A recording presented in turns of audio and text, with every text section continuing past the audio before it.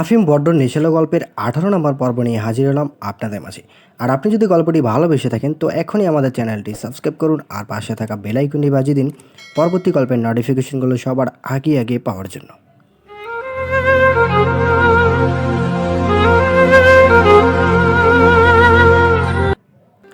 আয়নার সামনে দাঁড়িয়ে আছে নাফিয়া। নিজেকে গুটিয়ে গুটিয়ে খুঁটিয়ে খুঁটিয়ে দেখছে সে। তাকে দেখতে কোনো আগুন সুন্দরী মতো না লাগলেও সে যথেষ্ট সুন্দরী। কোমর অবধি লম্বা চুল, তার চুল বেশি ঘন না, আবার একদম যে পাতলা তাও না। তার এই ভাষা ভাষা চোখে গাঢ় কাজল লাগিয়ে কোমর অবধি লম্বা সোজা চুলগুলো ছেড়ে দিয়ে শাড়ি পরিহিত অবস্থায় দেখতে নাকি মারাত্মক লাগে। যে কেউ নাকি এ রূপের প্রেমে পড়তে বাধ্য। অবশ্যই এই কথার প্রমাণও পেয়েছে সে। প্রথম যখন এভাবে আফিমের সামনে নিজেকে উপস্থাপন করেছিল তখন আফিমের নেশালো চাহনি বলেই দিয়েছিল নাফিয়া এ রূপে কতটা মোহনীয়। আচ্ছা, অপারেশনের পরও কি তার এরূপ, এই সৌন্দর্য, এই মোহনীয়তা থাকবে? অপারেশনের পর যখন তার শারীরিক পরিবর্তন আসবে তখনও কি তার দিকে এতটা নেশালো চাহনিতে তাকাবে আফিম? প্রতিটি মেয়েই আদুরে হয় তার প্রিয় মানুষটির সামনে। সে নিজেকে যথাসাধ্য সুন্দরভাবে উপস্থাপন করতে চায়।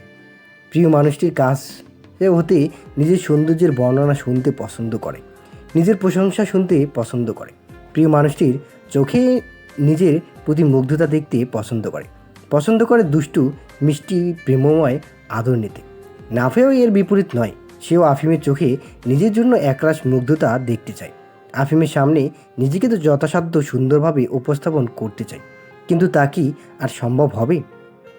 সৌন্দর্যই যেন মেয়েদের মনোবল বৃদ্ধি করে। একটি মেয়ে নিজেকে যত সুন্দরভাবে তখন তার মাঝে এক আলাদা মনোবল তৈরি হয়। আয়নার সামনে দাঁড়িয়ে যখন নিজেকে সুন্দরভাবে দেখে তখন তাদের মাঝে আত্মবিশ্বাস তৈরি হয়। আবার সেই সৌন্দর্যের অনুপস্থিতি একটি মেয়ের আত্মবিশ্বাস শূন্যে আনতে সক্ষম, তাদের মনোবল ভেঙে গুড়িয়ে দিতে সক্ষম। নাফিয়াও যেন ধীরে ধীরে নিজের মনোবল হারিয়ে ফেলছে। নিজের মাঝেই নিজে ভেঙে পড়ছে সে। নিজের আত্মবিশ্বাস ক্রমশ হারিয়ে ফেলছে। নিজেকে কেমন যেন নিজের কাছেই ভালো লাগছে না তার। তোমাকে কিছু কথা বলার জন্য এখানে ডেকেছি। দাদির গম্ভীর কণ্ঠে এমন কথা শুনে কিছুটা চিন্তিত হয়ে আফিম নাফিকে নিজের বাহুডোর আটকে রাখা কালীন সময়ে একজন গৃহচারিকা তাদের কক্ষে দরজার কড়া নেড়ে আফিমকে খবর দেয় দাড়ি রাখছে। তাই ইচ্ছে না থাকা সত্ত্বেও নাফিকে একা রেখে সে দাদির সাথে কথা বলার জন্য দাদির কক্ষে আসে। বুড়ো কুচকে দাদিকে উদ্দেশ্য করে আফিম বলে ওঠে, কী কথা? নাফিয়ার রোগ সম্বন্ধে ডাক্তার যা বলেছে তা তোমার মায়ের কাছ থেকে হতে শুনেছি। ডাক্তার সাহেবা এ রোগ নিয়ে নিজের মন্তব্য ব্যক্ত করার পূর্বে কি কিছু পরীক্ষা করেছেন? কোনো টেস্ট করা হয়নি, তবে ওকে আলাদা নিয়ে হয়তো ওর বুকে যে চাকার মতো অনুভব হয় সেটি পরীক্ষা করে দেখেছেন।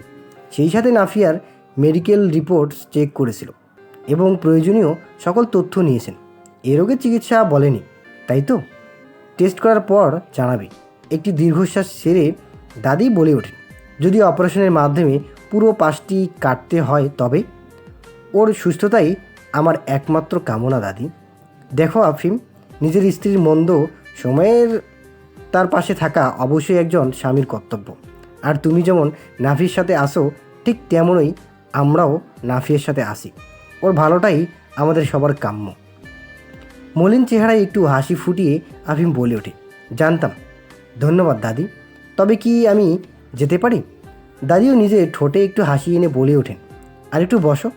নাফির চিন্তায় দাদির কাছে দুটো বসাও বেশ কঠিন হয়ে পড়ছে আফিমের কাছে। তাও সে নিজেকে শান্ত রাখার চেষ্টা করে আর স্থান ত্যাগ করল না। দাদি আফিমকে উদ্দেশ্য করে বলে ওঠে, নাফির চিকিৎসায় কোনো ধরনের কমতি থাকুক তা আমি মোটেও চাচ্ছি না। ও সুস্থ হয়ে আমাদের মাঝে থাকুক, এটি চাইছি আমি। কিন্তু একটি বিষয় যা এখন বলাটা সমুচিত কি নয় তা বুঝে উঠতে পারছি না। তুমি তো জানোই আমি নিজের মাঝে কথা দাবিয়ে রাখতে পারি না, তাই এখনই বলছি, আমি চাই না আমার পোতা এমন ত্রুটিযুক্ত মেয়ে নিয়ে পুরো জীবন পার করুক। ভ্রুজোড়া কুচকে আফিম বলে ওঠে, কী বলতে চাইছো? দ্বিতীয় বিয়ের? দাদির আর কিছু বলে ওঠার আগেই উঠে দাঁড়ায় আফিম। রাগে নিজের দুহাত মুষ্টিবদ্ধ করে নেয় সে। কিছু কঠিন শব্দ জিহ্বা অবধি আসার পরও তা উচ্চারণ না করে নিজেকে সংযত করে সে বলে ওঠে, নাফিয়ার জায়গায় যদি আমি হতাম তাহলে এই পরামর্শ কি তুমি নাফিকে দিতে? স্বামীর স্ত্রী এক নয় আফিম, মেয়েদের মেনে নিয়ে এবং না মানিয়ে নিয়ে সংসার করতে হয়। তাহলে নাফিয়ার জায়গায় আফরিন সৎবোন হলে ওর স্বামীকে তুমি এই পরামর্শ দিতে? উত্তরে চুপ হয়ে যান দাদি। নিজের ছেলের মেয়ে সতীনের সংসার করবে এমনটি কখনোই সহ্য করতে পারবে না তিনি। দাদির নীরবতা দেখে আফিম বলে ওঠে, নারীরাই নারীদের শত্রু। আফিমের বেলায় যা তোমার সহ্যের বাইরে, নাফিয়ার বেলায় তুমি তাই চাইছো। এই কেমন নীতি তোমার? আরেকটি কথা, যাকে তুমি ত্রুটিপূর্ণ বলছো সে আমার অর্ধাঙ্গিনী, আর এই রোগ মোটেও তার ত্রুটি নয়। সে সুন্দর তার মনে সৌন্দর্যের জন্য, শরীরের জন্য সৌন্দর্য নিয়ে তো দেহবা ব্যবসায়ীরাও পড়ে থাকে। বলে আর দাঁড়ায় না আফিম, দ্রুত পায়ে কক্ষ ত্যাগ করে। আয়নার সামনে দাঁড়িয়েই নিজের ঠোঁট কামড়ে চোখ জোড়া বুঝে একটি শব্দ করেই কাঁদছে নাফিয়া। ঠিক এই মুহূর্তেই কক্ষে প্রবেশ করে আফিম। একে তো দাদির কথায় রাগে ফুঁসছে সে, এর মাঝে নাফিয়াকে এভাবে কাঁদতে দেখে আরও রাগ বেড়ে যায় তার। দ্রুত পায়ে নাফিয়ার কাছে এগিয়ে গিয়ে নাফিয়ার বাম হাতটি ধরে এক হ্যাঁচকা টানে নিজের কাছে নিয়ে আসে সে। এক হাতে কোমর আঁকড়ে ধরে আর অপর হাতে নাফিয়ার চুল মুঠোবন্দি করে ঠোঁটে ঠোঁট বসিয়ে দেয় আফিম। আফিমের এমন কাজে চমকে যায় নাফিয়া। চোখ বড় বড় করে আফিমের দিকে তাকায় সে, কিন্তু আফিম চোখ বুজে নিজের কাজে ব্যস্ত। সময়ের সাথে সাথে নিজের চোখ জোড়া বুঝে নেয় নাফিয়া। ধীরে ধীরে আফিম নামক নেশালো ঘোরে প্রবেশ করতে আরম্ভ করে সে। নিজের দুহাত ধীরে ধীরে আফিমের মাথা অবধি নিয়ে আফিমের চুলগুলো শক্ত করে আঁকড়ে ধরে সে। নাফিয়া পুরোপুরি শান্ত হতেই তাকে ছাড়ে আফিম। একে অপরের কপালে কপাল ঠেকিয়ে দাঁড়িয়ে জোরে জোরে নিঃশ্বাস নিচ্ছে তারা। আফিম আলতো করে নিজের হাত দুটোর বৃদ্ধাঙ্গুলি দিয়ে নাফিয়ার চোখের পানি মুছে দেয়। অতঃপর কিছুটা সময় উভয়ে চোখ বুজে কাটাবার পর আফিম চোখ মিলিয়ে তাকিয়ে নাফিয়াকে উদ্দেশ্য করে বলে ওঠে, আর যদি তোকে কাঁদতে দেখি জানে মেরে ফেলব। চোখের পানি সহ্য করতে পারে না তাহলে মারবেন কি করে? ঠোঁটে হাসি টেনে বলে ওঠে নাফিয়া, ওয়ান্না সি হাউ, দেখতে চাও কীভাবে? নাফিয়ার সম্মতি পেয়ে আফিম ঠোঁটে বাঁকা হাসি ফুটিয়ে তোলে। সেই সাথে আর দেরি না করে নাফিয়ার গলার নিচের অংশটায় কামড় বসিয়ে দেয় সে। ব্যথায় শব্দ করে চেঁচিয়ে ওঠে নাফিয়া, কিন্তু আফিমের ছাড়ার নাম নেই। আফিমকে নিজের থেকে দূরে সরানোর চেষ্টা করেও ব্যর্থ হচ্ছে নাফিয়া। অবশেষে কিছুটা সময়ের মধ্যেই আফিম নাফিয়াকে ছেড়ে কিছুটা দূরে সরে দাঁড়ায়। ঠোঁটে তার এখনও বাঁকা হাসি চলছে। আফিমের থেকে দৃষ্টি সরিয়ে আয়নায় নিজের ক্ষতটার দিকে দৃষ্টিপাত করে নাফিয়া।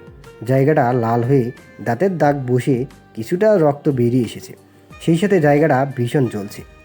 রাগী দৃষ্টিতে আফিমের দিকে তাকিয়ে নাফিয়া বলে ওঠে, এই নিয়ে দ্বিতীয়বার আপনি আমায় এভাবে কামড়ালেন, নিজেকে কি ভ্যাম্পার মনে করেন?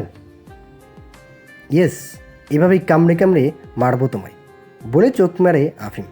আচ্ছা তাই, আজের শোধ আমি নেবই, বলে আফিমের দিকে এগিয়ে যায় নাফিয়া। এদিকে নাফিয়াকে নিজের দিকে এগিয়ে আসতে দেখেই দৌড়ে সরে যায় আফিম।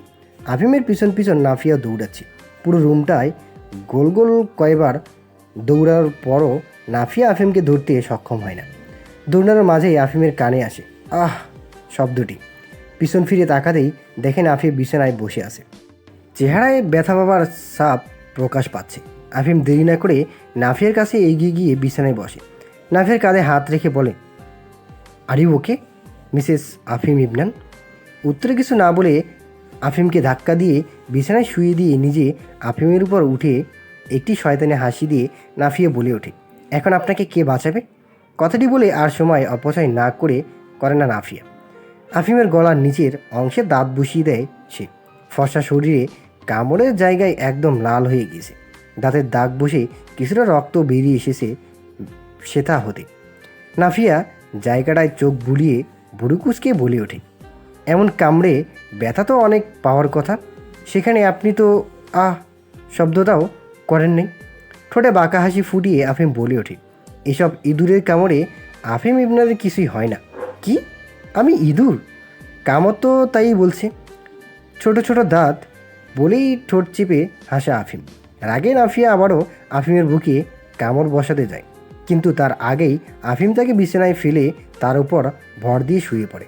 আসমাকা আফিমের এমন কাজে হতবাক হয়ে যায় নাফিয়া। আফিম নাফিয়াকে উদ্দেশ্য করে বলে ওঠে, এখন আপনাকে যে কে বাঁচাবে মিসেস আফিম ইবনান? নাফিয়া এর উত্তরে কিছু বলতে পারে না। এক দৃষ্টিতে আফিমের চোখের দিকে তাকিয়ে আছে সে। আফিমের চোখে ভীষণ মাদকতা দৃশ্যমান। আফিম তার নেশালো চাহনিতে কিছুটা সময় নাফিয়ার চোখে চোখ রেখে ধীরে ধীরে নাফিয়ার অনেকটা কাছে চলে আসে। চোখে জোড়া বুঝে নিয়ে নাফিয়ার গলায় মুখ ডুবিয়ে এসে নাফিয়াও চোখ বুঝে নেয়। দু হাতে আফিমের চুল আঁকড়ে ধরে। তো বন্ধুরা, আজকের পর্বটি কিন্তু অনেক একটা রোমান্টিক হয়েছে। আর আজকের পর্বটি আপনাদের কাছে কেমন লাগলো, যদি ভালো লেগে থাকে অবশ্যই কিন্তু একটা কমেন্ট করতে একদম ভুলবেন না।